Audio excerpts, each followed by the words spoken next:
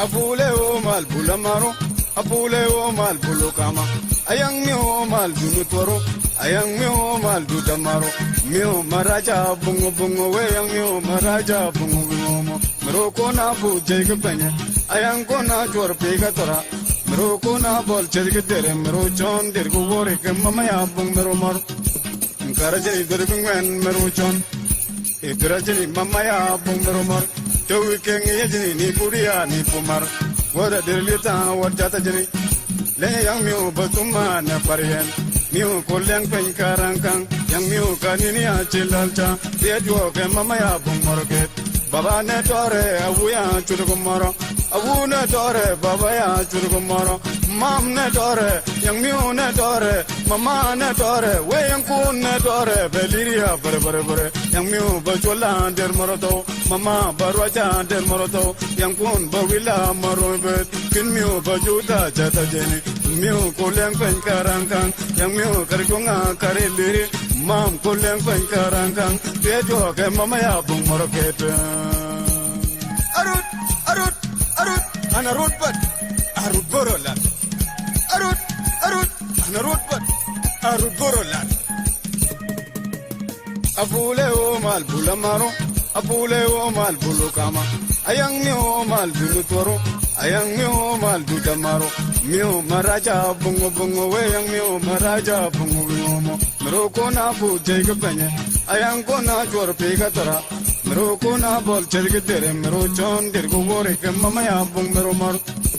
Karaje der bungen mero chon. Idrajini mama ya bung mero mar. Jowi keng yajini ni puria ni pumar. Wada dirlita wajata jini. Le yang miu batuma na parian. Miu kolyang pen karangkang. Yang miu kanini achilalcha. Dia juo ke mama ya bung moroket. Baba ne tore awu ya churukumoro. Awu ne tore baba ya churukumoro. Mam ne tore yang miu ne tore. Mama ne tore we yang kun ne tore. Beliria bare. Yang miu bajola der moroto. Mama barwaja der moroto. Yang kun bawila maro. Abule o mal bulamaro, abule o mal bulukama. Ayang mi o mal dunutoro, ayang mi o mal dudamaro. Mi o maraja bungo bungo we yang mi o maraja bungo bungo. Meroko na bu jega pene, ayang ko na jor pega tora. Meroko na bol jega dere mero chon der go wore ke mama ya bung mero mar. Karaje der bungen mero chon. Idrajini mama ya bung mero mar. Jowi keng yajini ni puria ni pumar. Wada dirlita wajata jini. Le yang miu batuma na parian. Miu kolyang pen karangkang. Yang miu kanini achilalcha. Dia juo ke mama ya bung moroket. Baba ne tore awu ya churukumoro. Awu ne tore baba ya churukumoro. Mam ne tore yang miu ne tore. Mama ne tore we yang kun ne tore. Beliria bare. Yang miu bajola der moroto. Mama barwaja der moroto. Yang kun bawila marobet. Kin miu bajuta jata jeni. Miu kolyang pen karangkang. Yang miu karikunga kariliri. Mam kolyang pen karangkang. Dia juo ke mama ya bung moroket.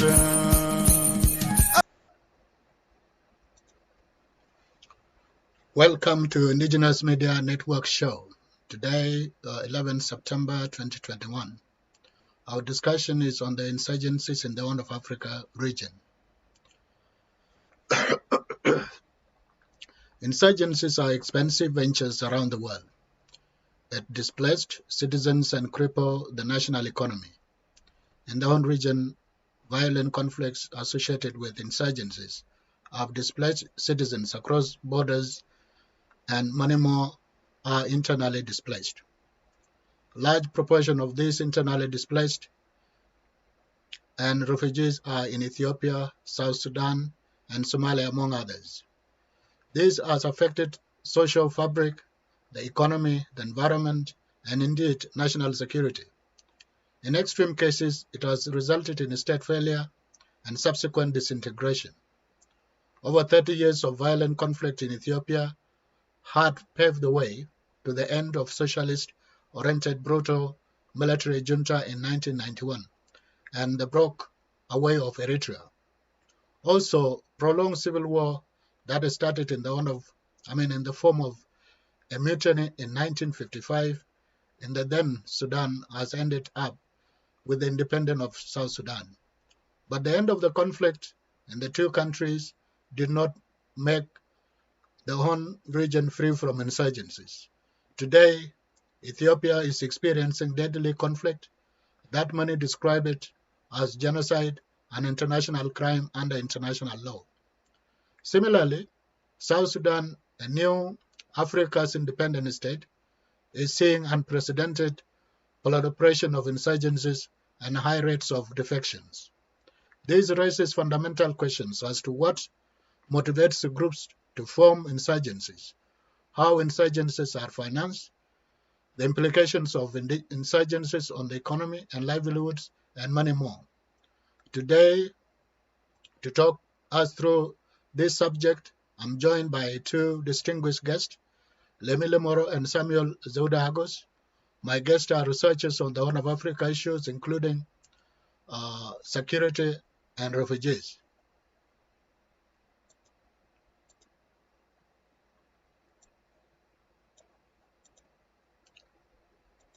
Gentlemen, welcome to the Indigenous Media Show.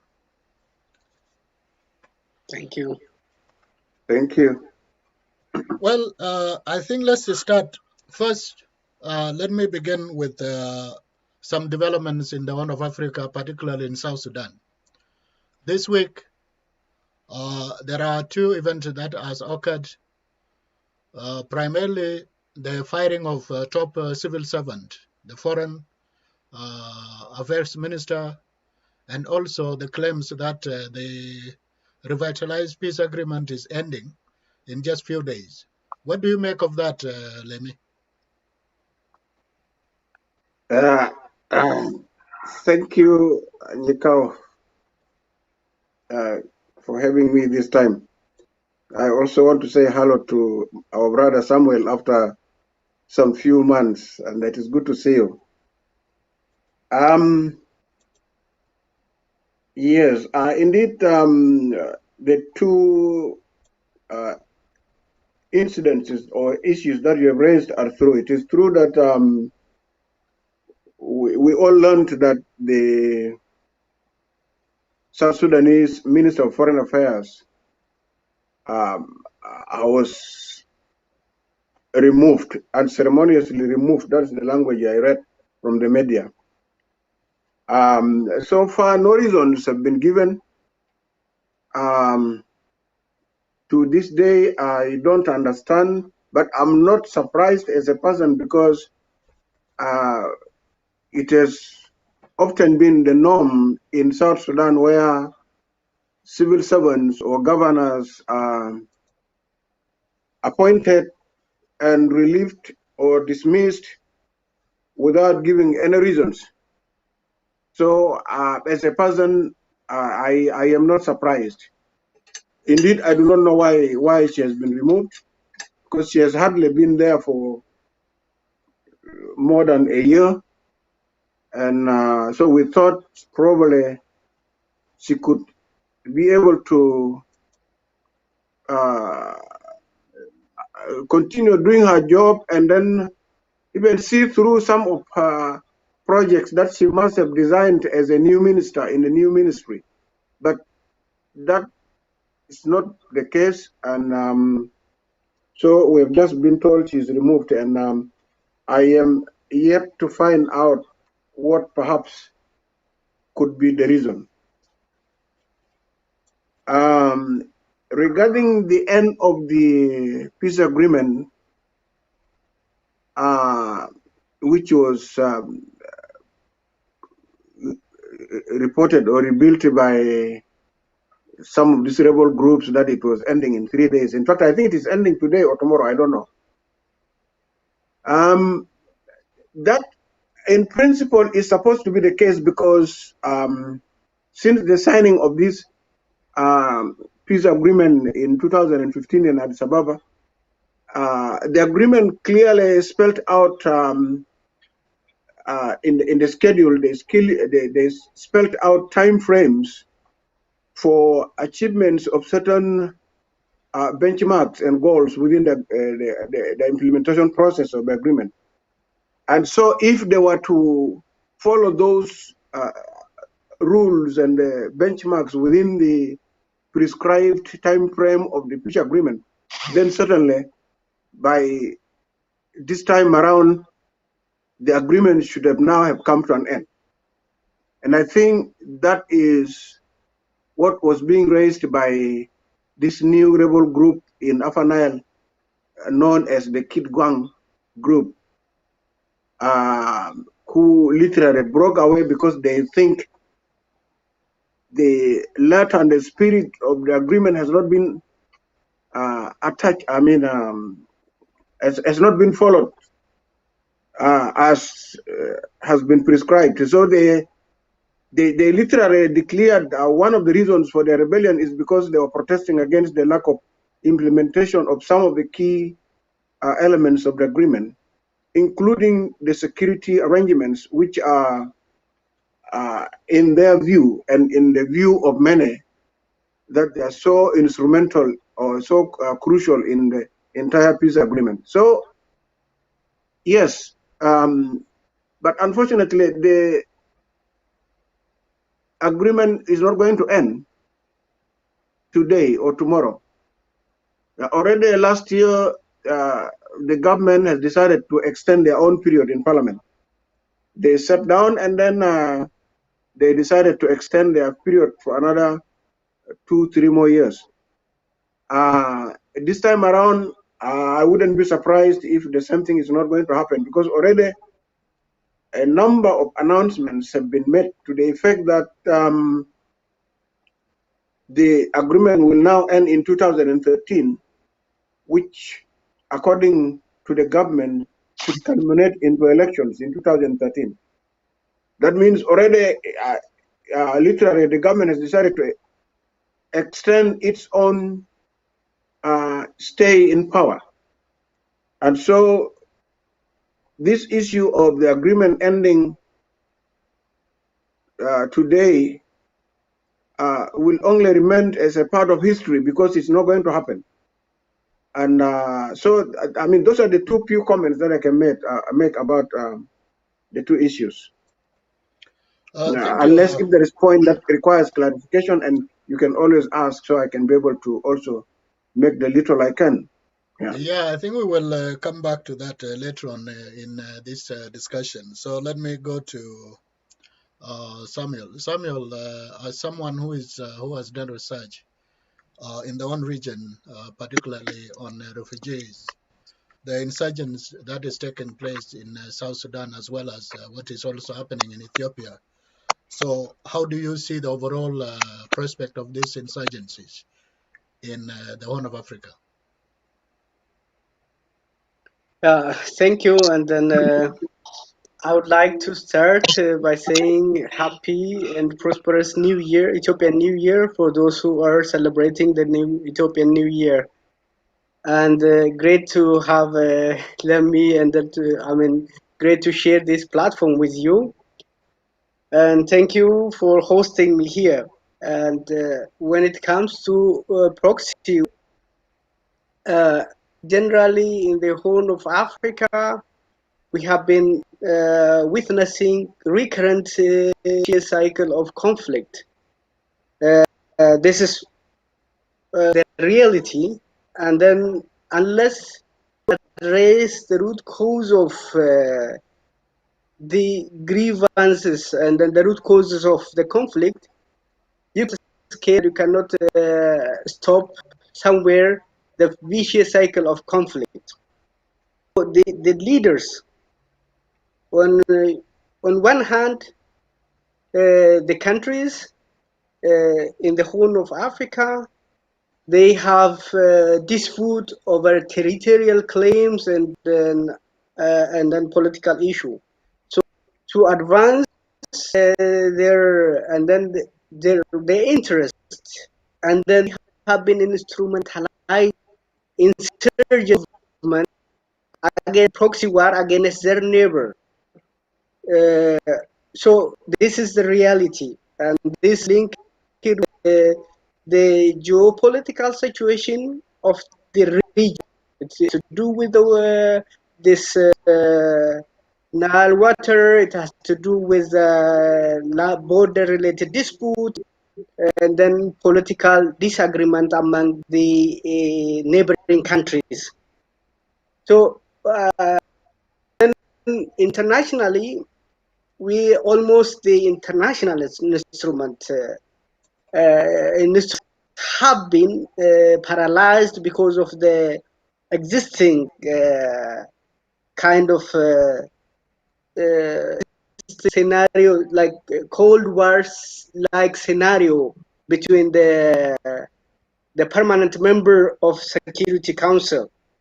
So they can't put a pressure on the warring party to steer their exchange beyond inflexible position and resolve conflicts through dialogue, through negotiation. And at the continental level, Africa Union has not been working, has not been functional, and then the leaders, African leaders, beyond rhetoric of African solution for African problem, they are supporting, helping the members to resolve it through negotiation and through dialogue. And at the region, also sub-regional blocks like IGAD, almost days, IGAD has not been, we haven't seen their contribution toward influencing the member state to sit and resolve the and so this all because of this, now we have been witnessing the exacerbation of instability of the region, especially in the Horn of Africa, and then the fight, civil war, insurgents.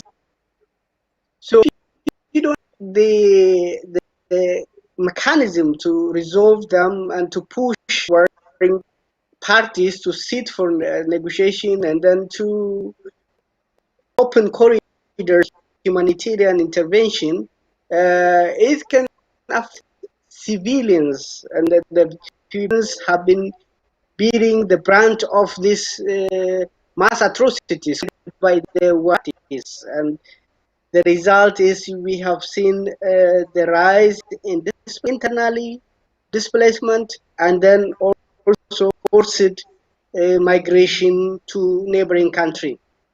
No, the situation is complex, and I don't see that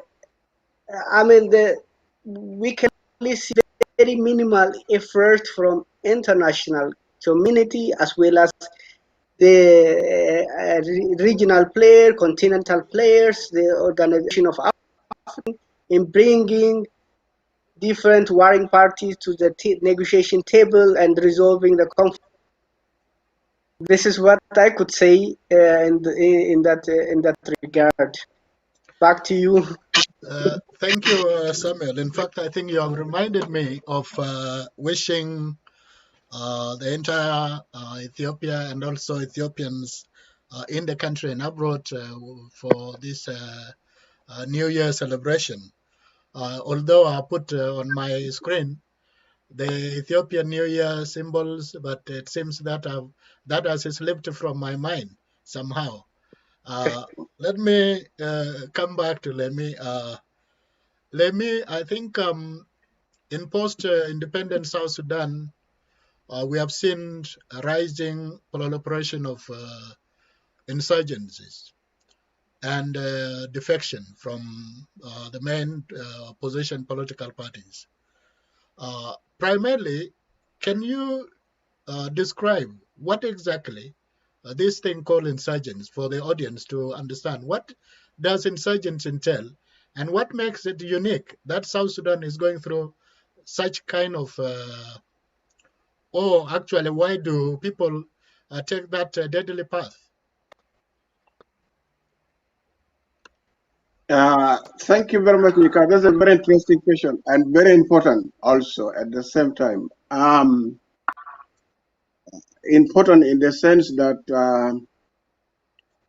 South Sudan appears to be one of the countries that has experienced more than its fair share of insurgencies in the Horn of Africa.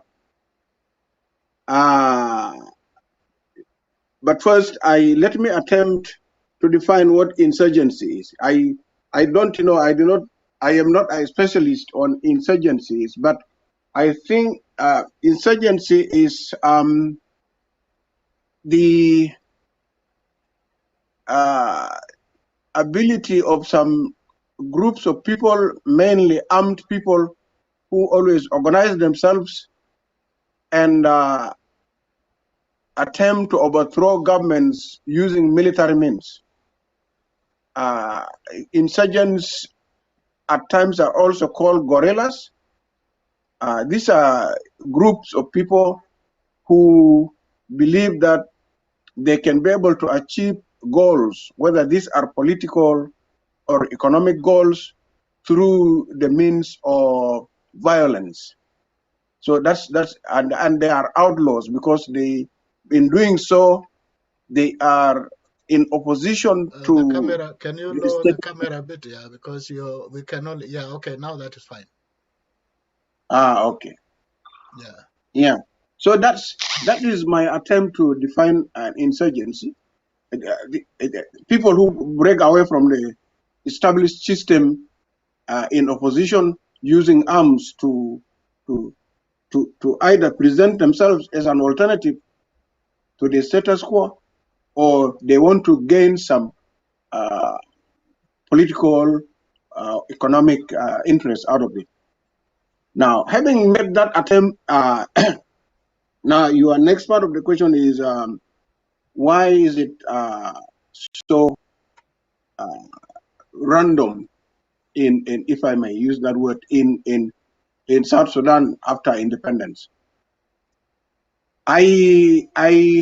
My response to that would be that I see a number of factors, categories of factors that account for individual or groups in South Sudan always to be wanting to break away. And those factors, I group them into three. One is cultural factors. Number two is political factors. And the third is economic factors. Now, cultural factors, by cultural factors, I mean that South Sudan traditionally, it's a primitive society generally. South Sudan is a society that is traditionally free, as defined by Thomas Hobbes' theories of stateless communities who only depend on each other, on fighting, on killing, on raiding, on literally a state of confusion that defines their way of life.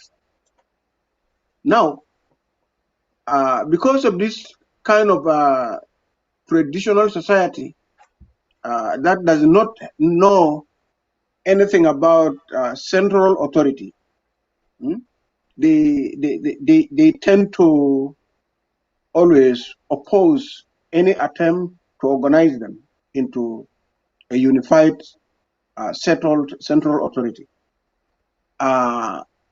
This is because South Sudan has never had a history of some of the centralized authorities that are known in history, such as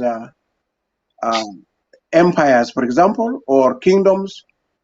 As we stand today, at least to the best of my knowledge, with the exception of two communities, that is the Luos and the Bantus.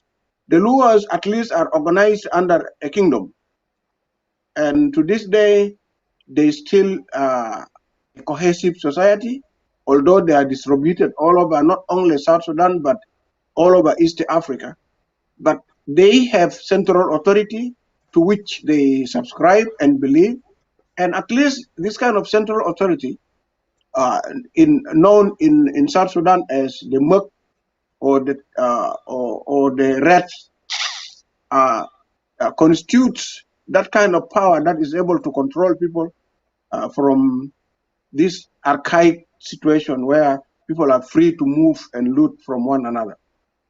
But the rest of us, the rest of the Nilotics, do not have this kind of authorities.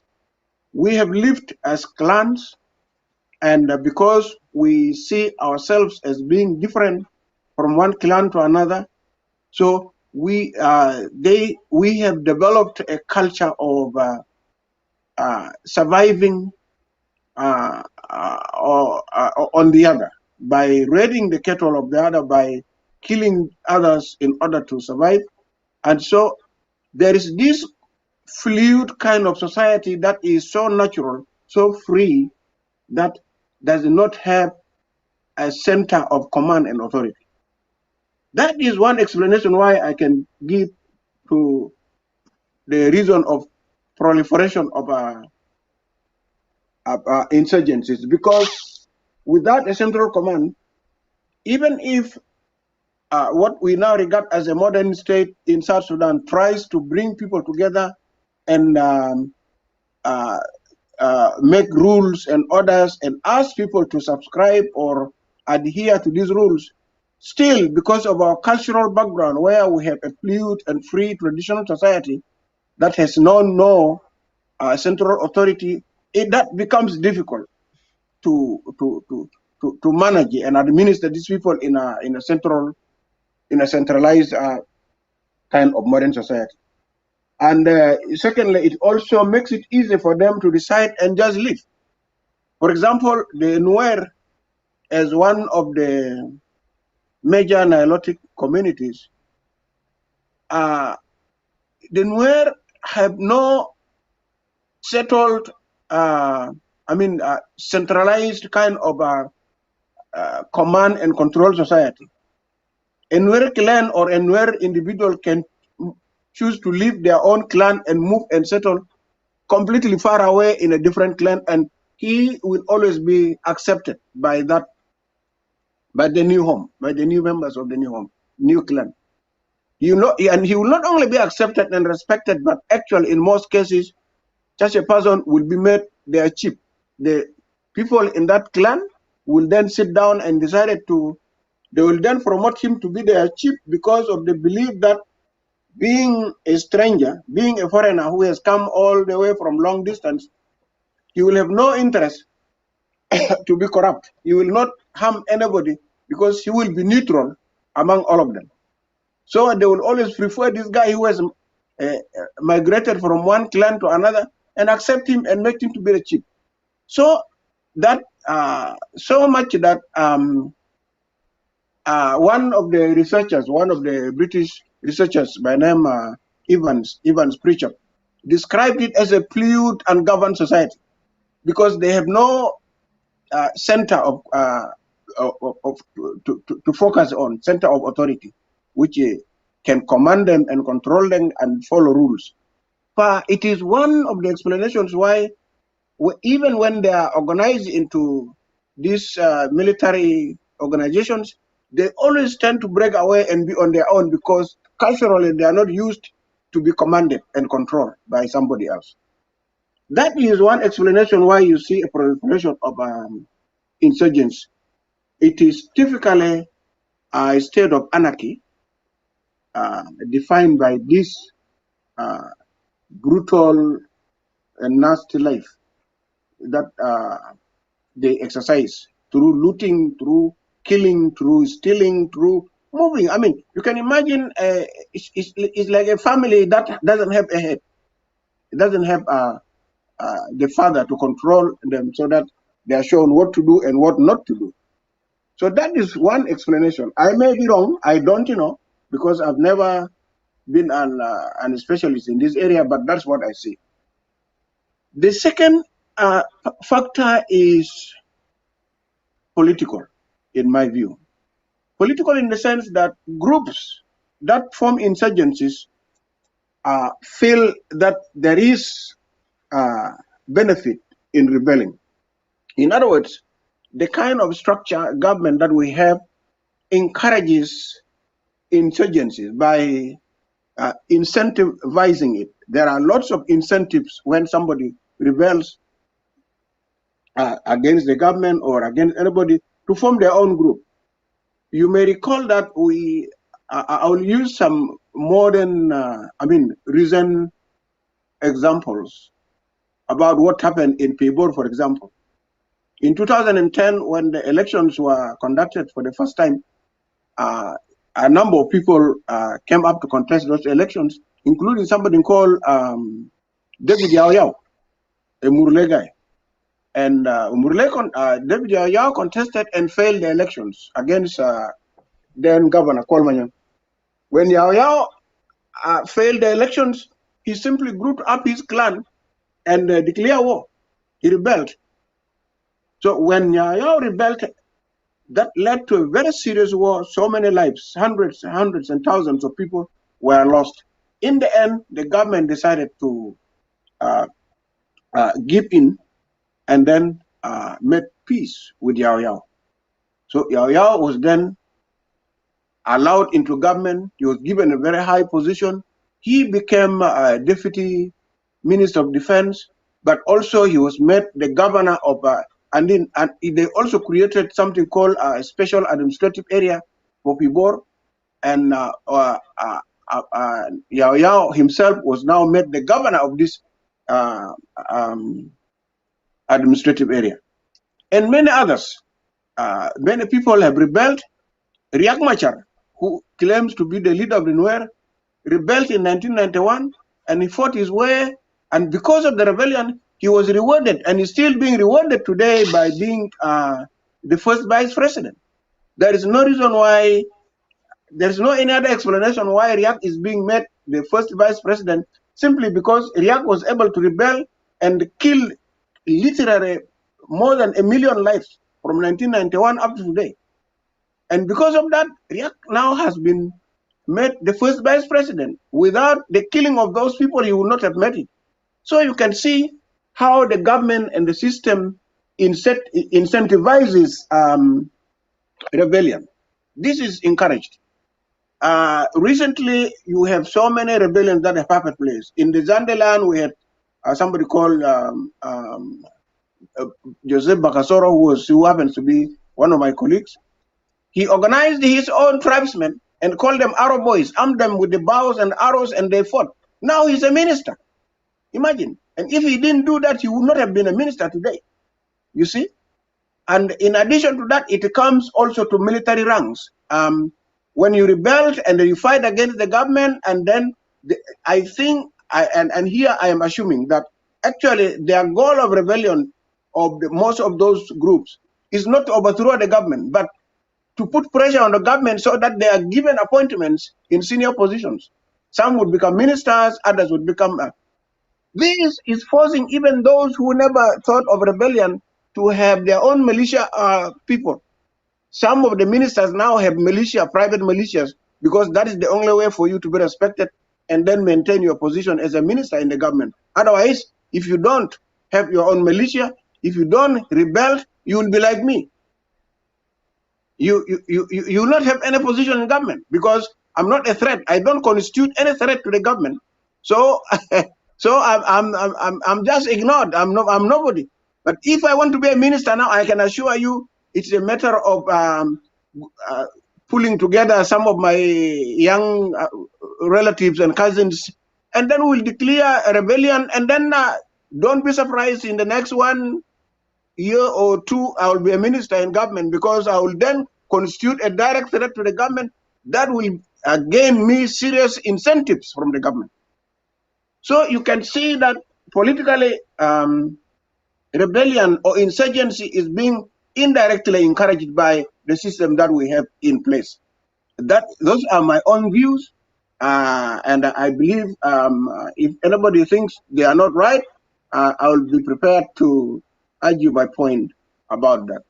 The third and the last point about rebellion is economics. When people rebel, they fight, and then in the process of fighting, they get a lot of war booties. For example, in Bahr Ghazal and Upper Nile, when a rebel group comes up, they will end up becoming literally millionaires because they will then be free, since they will be outside the government line of control. They will be free to loot cattle. They will be free to abduct young children. They will be free to promote themselves into senior ranks, so that when the government makes an agreement with them, all of them will be integrated with their ranks. And we have this up to today. It's not a history. From the times of Paulino Matip, who used to be one militia commander or insurgency, to Peter Gade, to Riek Machar himself, Lamma Kol, although Lamma has not been able to benefit anything from now up to now. And all these people who have rebelled and organized themselves into military units have benefited. They have benefited by looting from the people, looting many cattle, but they have also benefited by, after being observed in the government, they have benefited by being senior government officials and the military generals. Because of that, up to today, South Sudan has the biggest number of military generals than any other country, maybe except China. South Sudan has more than between 3,000 to 4,000 generals, military generals, and that certainly overtakes even US and Russia.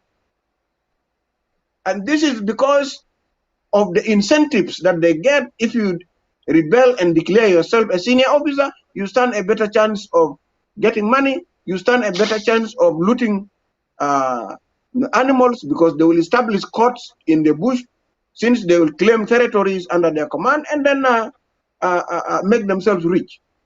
So you can see a country where everybody, communities sit up, families set up and decide who should be their general, who should be a brigadier general, who should be a colonel, who should be a major, among all of them, so that and then they begin to put pressure on the government by shooting anybody who is believed to be associated with the government.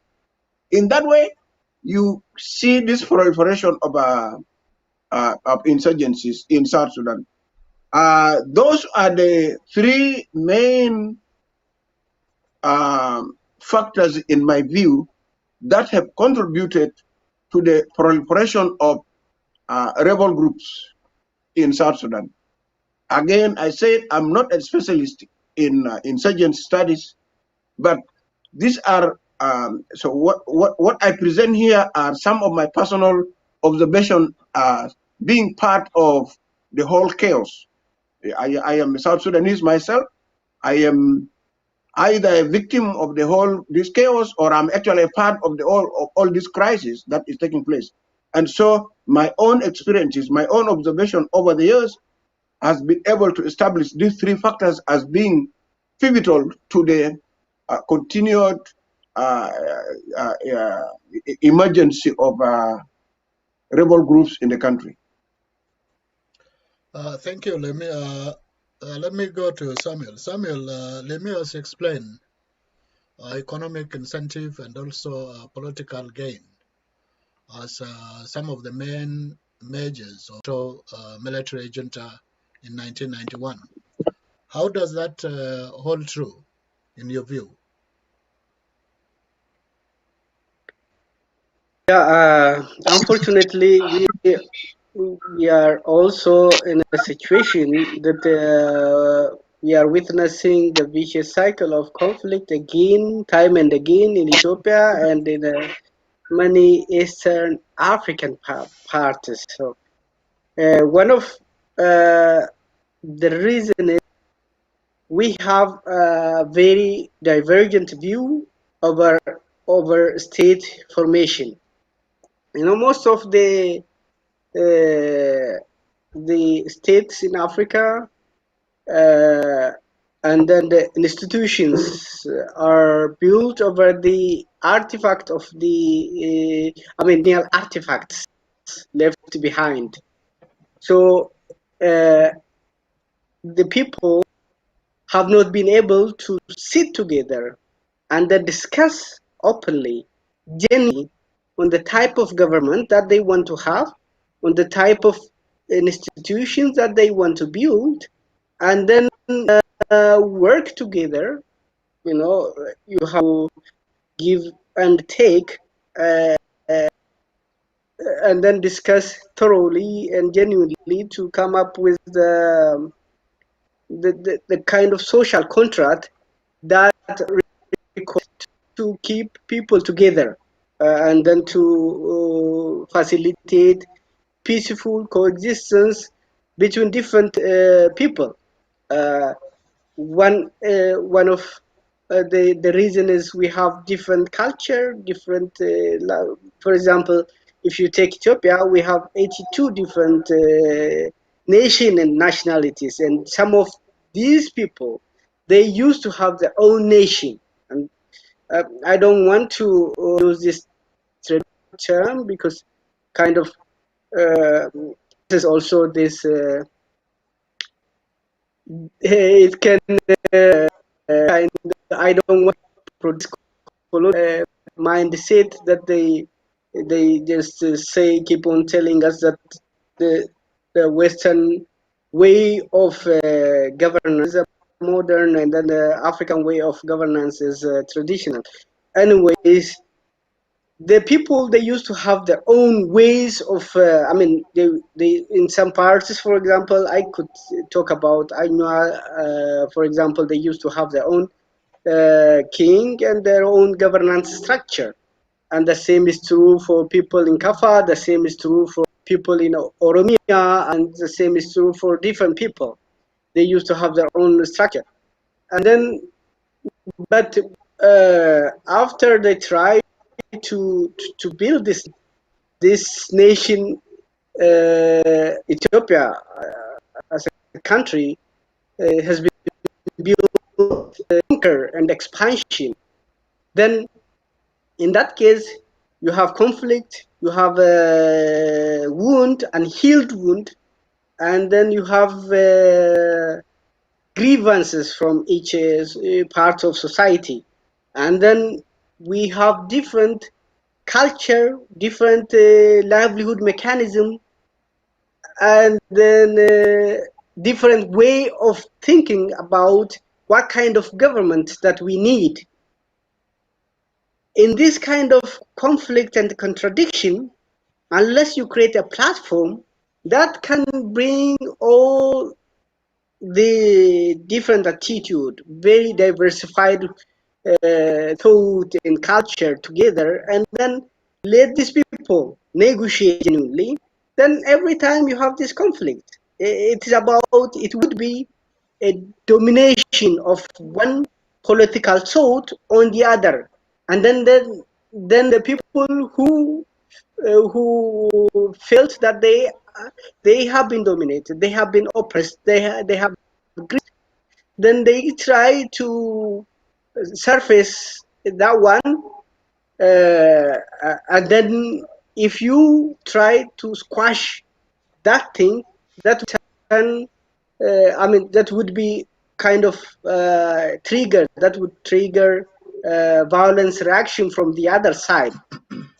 So and we have a mentality that we have to kind of put ours in the shoe of other people to understand their grievances, to understand their demand and the problems, and then try to negotiate with them to pave the way for a kind of country that is based on consensus and based on negotiated agreement. If you don't strive in that direction and then try to impose your own narrative on the other people, the type of government that you want to have, then you have conflict. We cannot get out of this vicious cycle of conflict.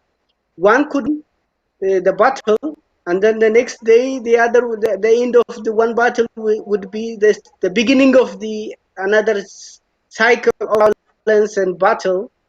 So we cannot get out of this, and then we have to sit, and then I mean, I think I may have my own view on the way the state should be built, and an institution about the institution of the state, but that doesn't mean that I have to enforce this and then dictate the whole course and try to impose this thinking on different nation and nationality living in Ethiopia.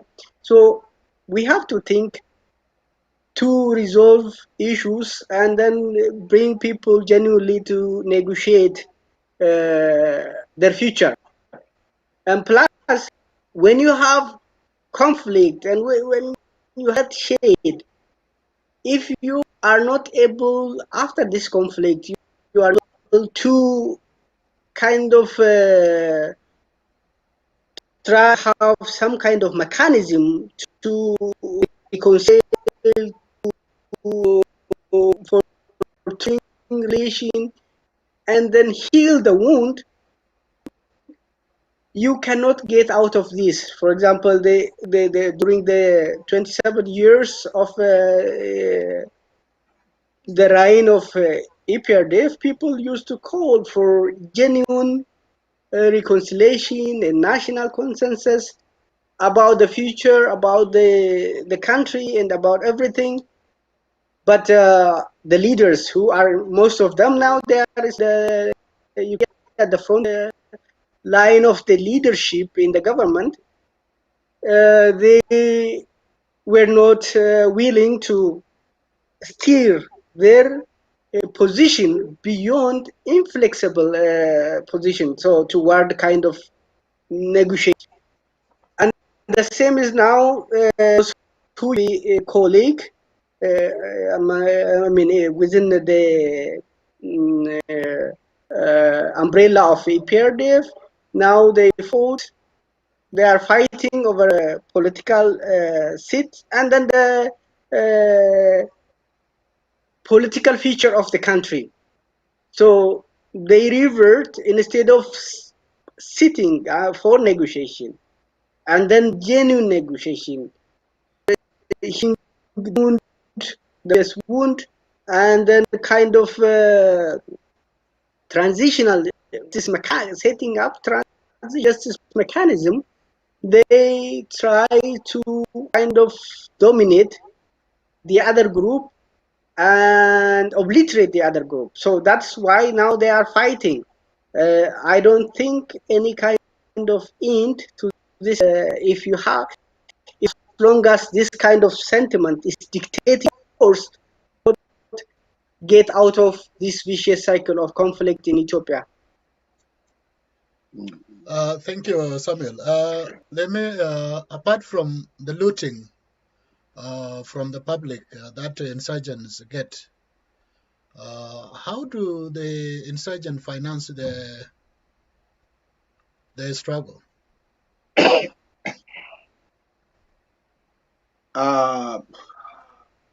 Well,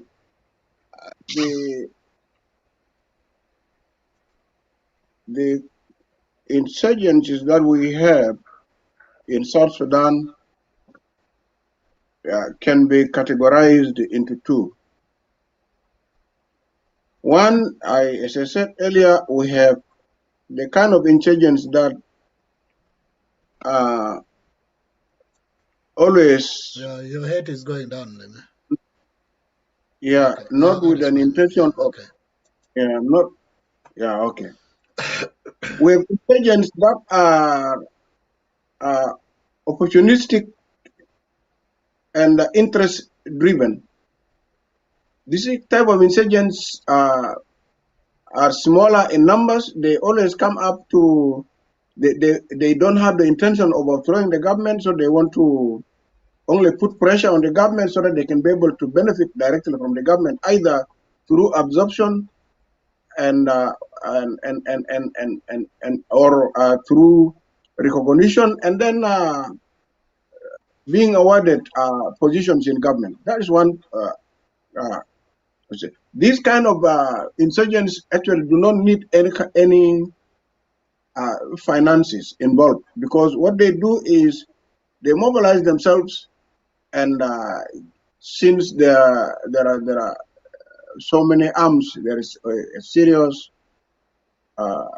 proliferation of small and small arms and light weapons in the country. So everybody, or literally every individual civilian, has a gun. So it's a matter of putting these people together and then find ways of getting ammunition from the government using their own relatives who are army officers or police officers in the government. They get this ammunition and then they use it to loot and sustain themselves. So they don't need lots of finances involved here. The other category of the insurgents we have are those I define as political insurgents. These are big organizations like the one of Riek Machar, for example. These ones have a number of sources for their funding. One, some of these insurgents are supported by some countries in the region, countries who may have problems with the regimes that are in place, and therefore they want to change the regimes, and so they will cooperate with them, give them more weapons and arms and money, actually, to help them finance their own rebellion. Riek, for example, used to get a lot of support from Khartoum, because Khartoum to this day feels that South Sudan is under the leadership of the SPLM. So their objective was to destroy the Sudan People's Liberation Movement that is in charge in Juba and replace them with the people of their own choice, including people who are associated with Riek Machar. And but because they could not do this peacefully, so the best thing they did was to threaten the government by sponsoring rebel groups, big rebel groups like the one of Riek Machar, with the arms and finances to threaten the survival of the government. And that is one way of these rebels getting finances. In addition to that, there is also the element of the diaspora. Many rebel groups, and including this one, the big one that we're talking about, receive their money from people who are based in diaspora. For example, we have a number of communities in the US and Canada who monthly contribute a lot of money in their thousands, getting close to millions. And this money go directly into the rebel leaders. So they then use this money for acquiring more arms from they don't go out. The arms are actually acquired from either the neighbors, in the case of Khartoum, for example, or within the South itself, where there are many weapons flying around. So they then use this money to buy off these weapons and equip themselves with it. Now, the other sources of resources and finances is the government. When a rebel group is strong enough, they will attack the government, they will ambush the government convoys, and they end up looting a lot of resources. If, for example, a government convoy, in South Sudan we don't have banks, and the money of the army that is supposed to be taken to their garrisons in different parts of the country are transported either by land or by air. So if some rebel groups are lucky, they then ambush these vehicles, crush them, then they will gain all the weapons, all the money, all the food that is being carried, and that sustains them until they also have another chance of gaining something big from the government. So these are the sources of funding that are available. Mainly the region, which the region, I mean countries in the region that have interest, and then looting from the people, and then also gaining from the government of the day itself in Khartoum. So those are the few points of, sources of finances. I hope I've answered the question. Thank you, Lemi. Samuel, if you could also comment on the financing aspect of the insurgencies. With that, I would also want to ask you regarding the long stay of refugees throughout this insurgent. For instance, in 1955, when the first Anyanya took a stage of revolting against the Khartoum regime, a number of refugees fled to Gambela region, mainly the Nuers, and they are now in Gambela for more than 6 decades. What do you say about these refugees, the prolonged staying of refugees in the neighboring countries? At the same time as we conclude our show, what can be done in the Horn of Africa to stay away from this insurgency, the future prospect of this insurgent coming to an end?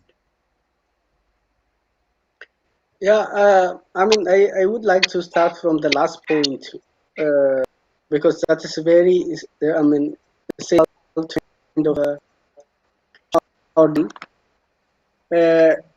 Let me bring you to the recent development in Guinea. The president said he want to cling to power by amending the constitutions, and he was there for 2 terms, and then the constitution had term limit, and he forcefully changed the constitution to cling to power. He's 84 years old. At the age of this year, you go to your retirement and then enjoy your retirement package rather than clinging to power and give no room for the opposition or for the any political actors to kind of to surface their grievances and to channel their political interest through legal means, because you block all the avenue. So they have to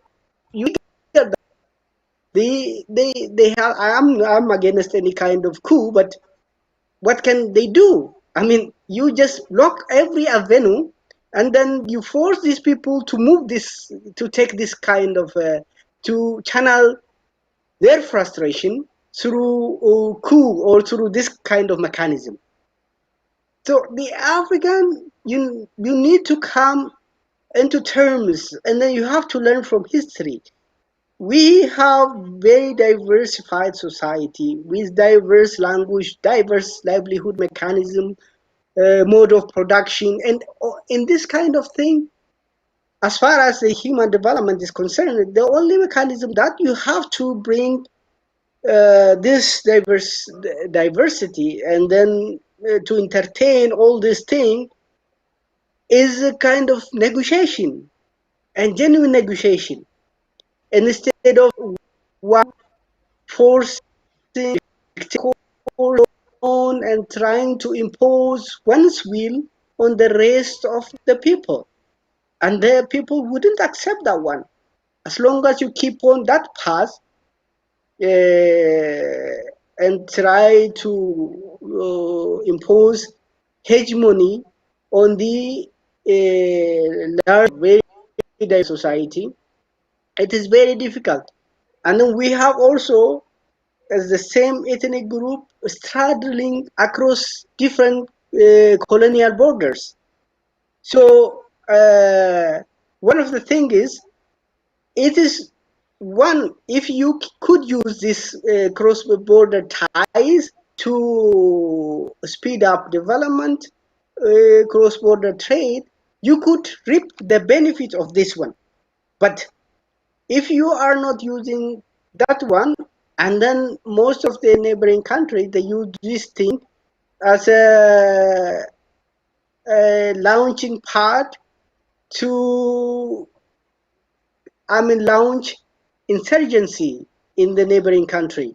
And then they also they use this network to get support from abroad to finance their insurgency and to protect the war. So this is one aspect, but this is not. It is very complex issue.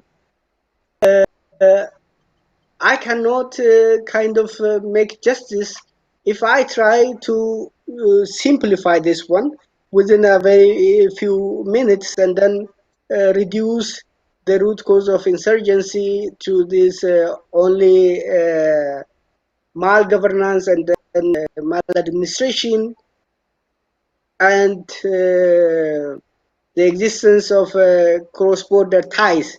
But then, as I said, I try to explain at the beginning, there are different factors we have to understand. By understanding the actors involved in the conflict and the dynamics of the situation, the changing dynamics, the changing political situation in the country, and then the historical grievances of people. People, they have been marginalized for a long time, and those people who have been marginalized for many years, you need to address their grievances. You need to listen to them. And the most important thing is, I have to reiterate this thing. People should start using a system that works for them. Than trying and then spending all energies, money, resources to sustain the institution based on the colonial artifact, based on different views, the building in the West, the nation building process is took quite different dimension as compared to the nation building in Africa.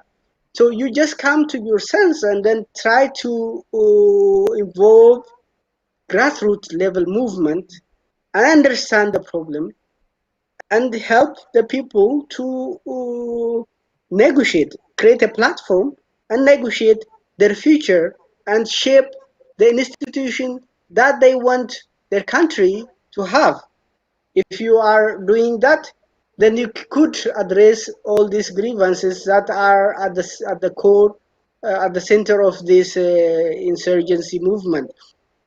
And then the next level is, apart from addressing issue of one country, the Horn of Africa, they have to sit and then try to resolve dispute over this border. I mean, one of the reason why each neighboring country has been financing proxy war in their neighboring in the neighboring country in the Horn of Africa is because of this contested border. We have a contested border between Sudan and South Sudan, between Ethiopia and Sudan, between now it seems that, for example, the border between Ethiopia and South Sudan yet has to be discussed since the two countries they have been enjoying a very cordial relationship.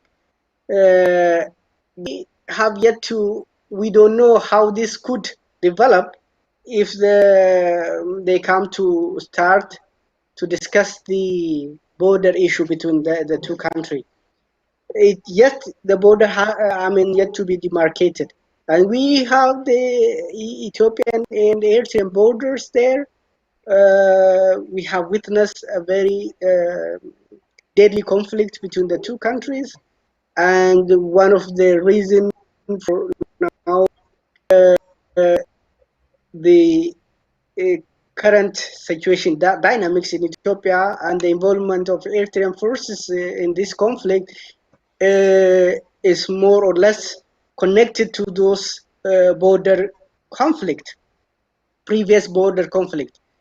So the situation is very complex and needs comprehensive approach rather than like for example in South Sudan where you are I mean most of these peace negotiation revolves around power sharing scheme, bringing those people who used to be within the government system rebelled for some reason, and then how to bring and accommodate all these people into this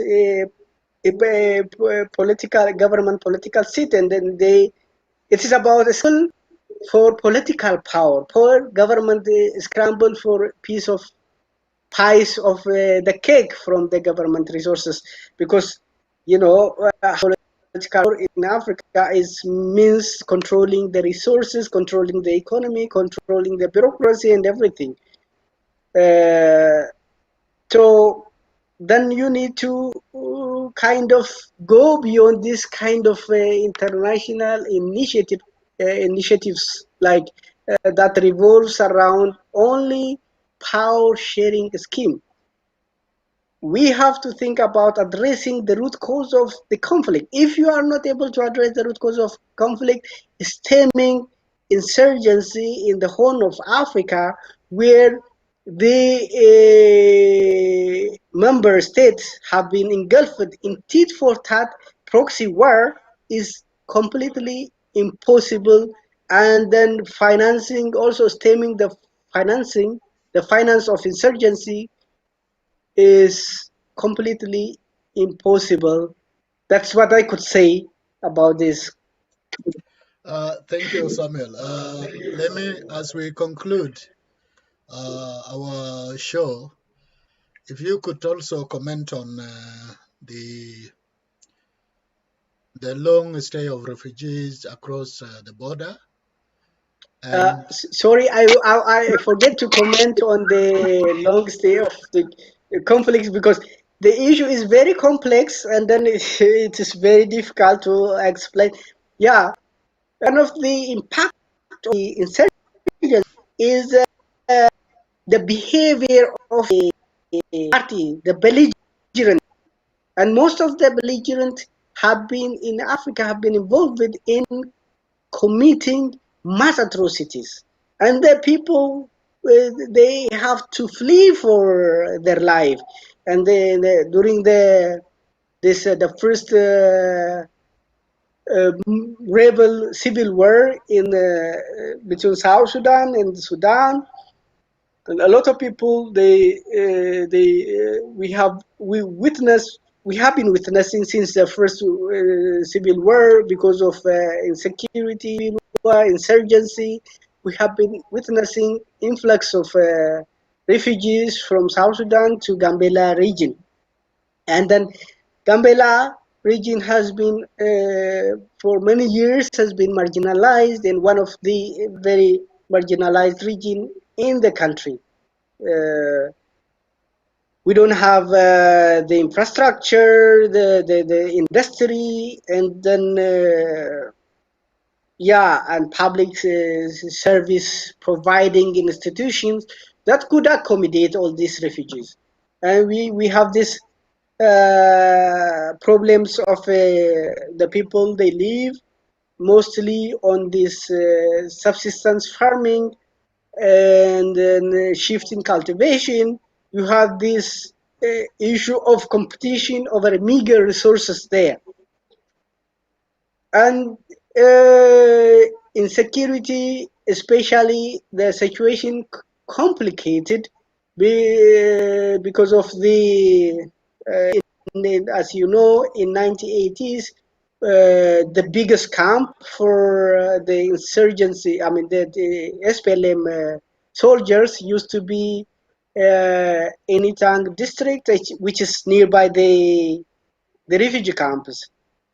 And then this also complicated the situation. People used to get guns, and then rather than resolving very simple problems over like a strain of kettles, crop destruction, and all things. Some of them they use those guns to attack the host community, and then this also created friction between the host and the refugee communities. According to, especially, you can find the anthropological works of Professor Kurimoto, and then Professor Dereje Fayisa. They did extensive research in that area. So then you need to have a kind of mechanism. Yeah, one thing, people they have been there for a prolonged period of time. They have been in limbo between going back and then staying there with no future, in a very protracted situation, not knowing what will tomorrow could bring your children, yourself. And so they have to find a mechanism to, and then as I said, this kind of also solution should be from bottom-up approach, and you have to understand the complexity of the situation at a grassroots level, and then find amicable solution for both the refugees and then for the host community. If the best option could be, if the, you know, working towards uh, people to South Sudan, you might analyze, understand the situation, and then propose accordingly. And then if there is ways of sharing the responsibility among all the regional states within Ethiopia, they have to have that kind of discussion, how they share responsibilities, not only in but also in the other regions, like the regions like Oromia and other regions. They could help sharing the responsibility. And one thing we have to know is that South Sudan is not, in terms of resources, has not been poor country in terms of fertile resources, water resources, and other minerals resources like oil. But it's about how you build a nation, and how you bring people to discuss and then shape their future, and then sustainable peace there, to so that the people have the confidence to return back to their country of origin. Well, thank you, Samuel, for intervening in answering that question eloquently. Let me, if you could comment on the overlong stay of refugees across the border, and also what could be done to discourage this proliferation of insurgents in the Horn of Africa. Thank you once again, Nikau. I think the issue of refugees is a very serious one. And when refugees settle in a particular area, first of all, we must know that these refugees left their countries to seek security. They ran away from their countries because of fear of the dangers that they faced in their countries. And so when they choose to take refuge, they do so in order to be safe. Now, when the reasons that bring them out are resolved, for example, in South Sudan, if the refugees had come to Ethiopia, because of the ongoing, because of the war that had affected South Sudan from 1950s up to today. If those wars were regarded as having ended, then surely the rational position of the refugees would be to return back, because now there was presumed to be peace in the country. And it was the lack of peace that sent them out of their own countries. Unfortunately, this has not been the case in South Sudan. The refugees in not only in Gambela in Ethiopia, but also today in northern Sudan, and then we have refugees in Kenya and Uganda, are not able to go back because they don't feel secure. Because the very reasons that forced them out of their own countries in the first place have not been resolved. As Samuel just alluded to earlier, that if the problems, the root causes of the problems that forced them out remain in place, then a lot of these refugees would not feel safe going home. They think their lives will still be in danger for as long as the problems that chased them out in the first place remain unresolved. And therefore, they would prefer to stay in those areas where they feel relatively safe, and Gambela being one. Now, the second explanation I can give is that once people leave their countries of origin and moved out into neighboring countries as refugees, it becomes the responsibility of the United Nations. And my limited understanding of the way the UN works is that there is no law in the UN which says refugees must return to their own countries once their war is declared ended. What the UN has always talked about is voluntary return. People are given the opportunity to decide as individuals or groups to decide and determine whether it is now safe for them to return. And those who think it is safe for them to return, they will then return.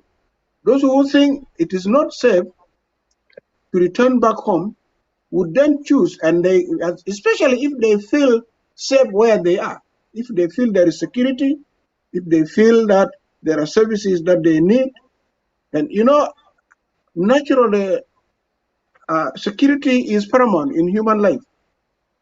You have to be secured in order to be alive. Otherwise, without security, you wouldn't be alive. Without security, you cannot. Even other things become secondary. I remember reading this from Maslow's laws of hierarchy of needs, where you have a pyramid of your needs, but the top and the apex is security. So majority of these refugees who are not able to return back to South Sudan do so simply because they don't feel safe in South Sudan, because there is no stability in South Sudan. Up to today, South Sudan remains chaotic. South Sudan remains in anarchy. We just earlier on discussed about this proliferation of insurgencies all over the country, and they cause serious security threats to these families and the groups. So many of them would prefer to remain outside where there can be some relative security. Now, that definitely has implications.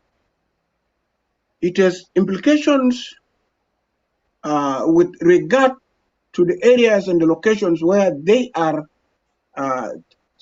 settled or sheltered by the United Nations.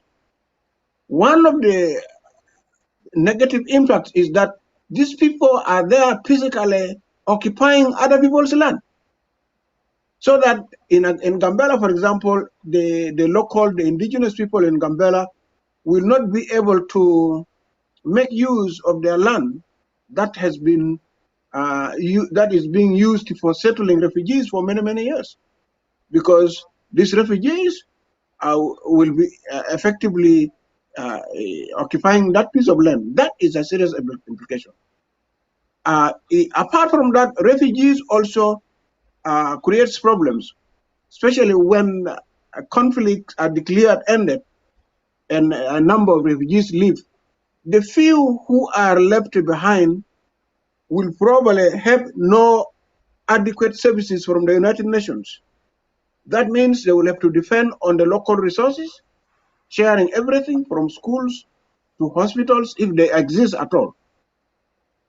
That puts a lot of pressure on the local community, and it contributes negatively to the development of the area. In addition to that, some of these refugees, because of the war background that they have come from, they will always come and they do not have some kind of a conducive relationship between the local indigenous people and the refugees themselves. Sometimes they end up in struggles, rivaling over the meager resources that is available in place. If refugees, for example, are able to keep animals, for example, because the majority of the refugees in Ethiopia and Gambela in particular are Nuer. Nuer are known traditionally as pastoralists. And I would imagine that those communities and the families who have run to Gambela as refugees must have done so together with their animals, with their resources.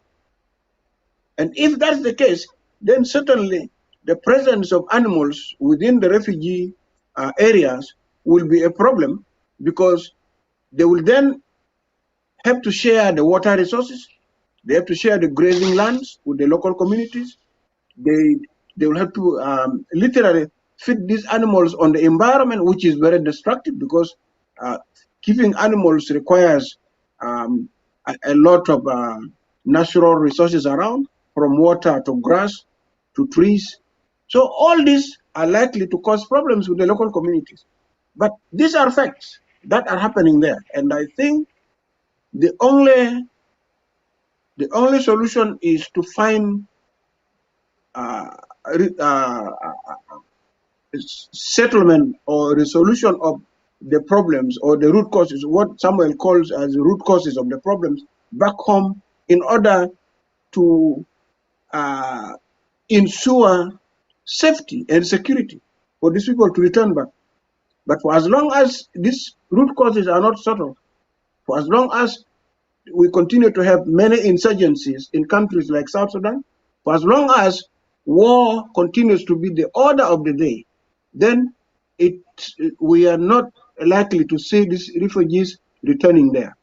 So I don't know, because I have no idea of what the host country should be doing, but I believe they have a role to play. They have a role to play in terms of providing their own security, in terms of working out mechanisms so that some of these refugees become self-reliant, so that they don't cause a lot of economic destruction to the indigenous communities. That is what I can say with regard to the presence or the long stay of the refugees in a neighboring country, and particularly in parts of Ethiopia. The second issue, if I recall, is how do we stop insurgencies? Is that what you said, Nika? Yes, how do we end the insurgencies, or how do we discourage the proliferation of these insurgencies in the Horn of Africa? That is a very serious question, Nikau. It's very, very fundamental. It goes back to the issues that were raised by my colleague Samuel earlier about the kind of states the nature of states that we have in the region. And I think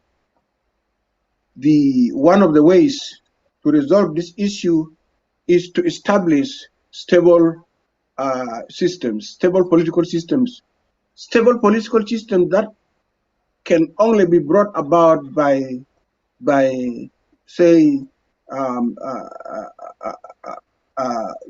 by democratic means, systems that are developed by the people themselves, meaning that until there are clear social contracts between the people in those countries, between the governed and those who are governing, so that the kind of states that are developed must be defined by the realities, our traditional and cultural realities. You remember Samuel earlier on referred to our existence as Africans through different traditions, different cultures, different languages within these countries.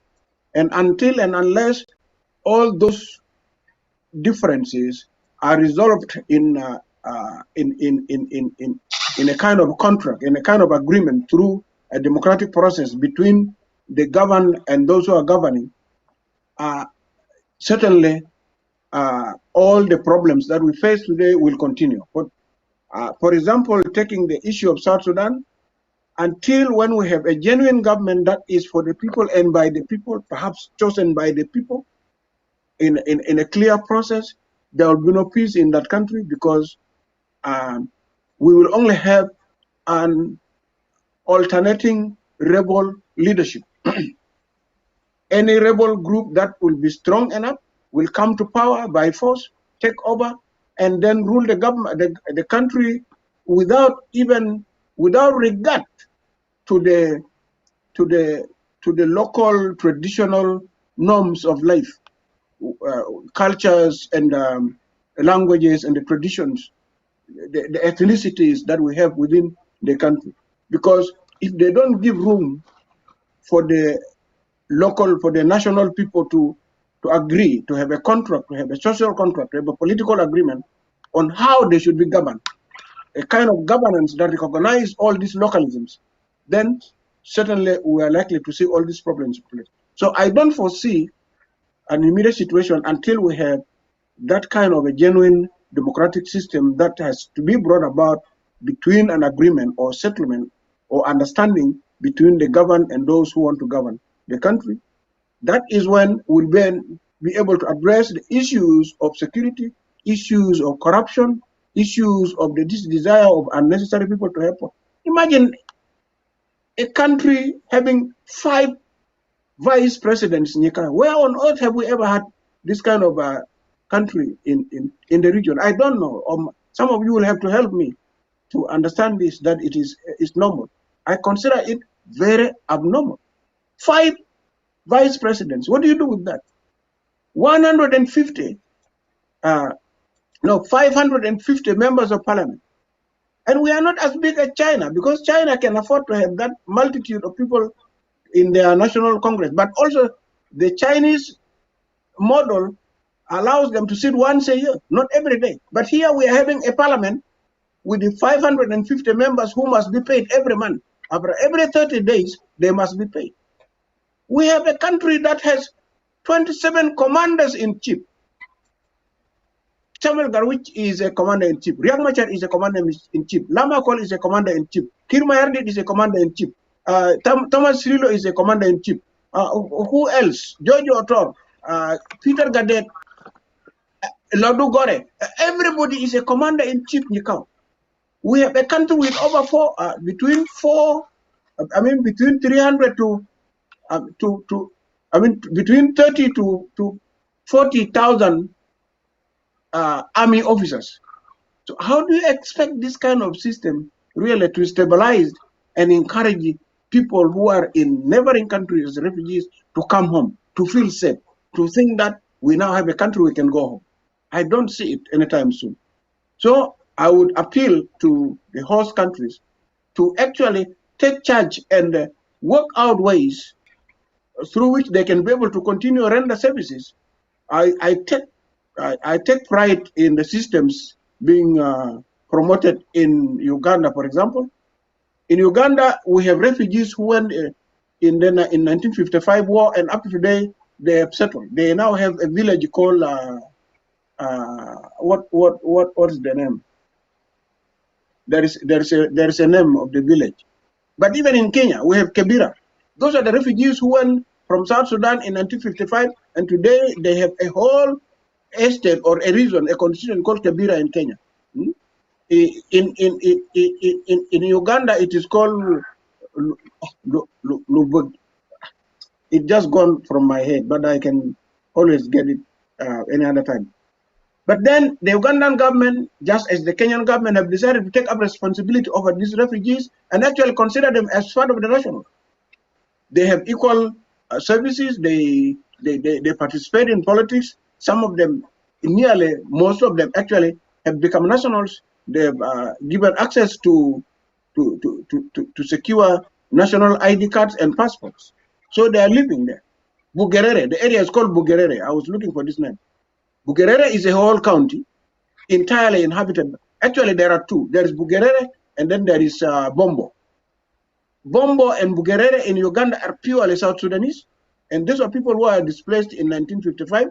Some, actually nearly all of them, refused to come back because of this chaos that we see in the country that do not appear to end. So I appeal to our other countries to take to take a lesson from what Uganda and Kenya is doing and consider these people as part of their own, and so that they live. Because the wars in South Sudan will take us nearly 50 to 100 years to resolve. That is what I see. It is a claim that is subject to all kinds of challenges, but that is what I see. Because there is no country with more than 5 vice presidents in existence. There is no country with more than 4,000 generals. There is no country with more than 30 commanders in chief. Where do we have this one? And so many of you will have to help me to convince me that it is a normal situation where you have all these kind of things. That is how I can respond to that question, Nikau. Well, thank you very much, gentlemen, for insight on this, the Horn of Africa and insurgents. So we now conclude our show. Audience, thank you for your time, for listening. I hope you have taken much of from this insightful discussion. So until next time, join us again. Thank you.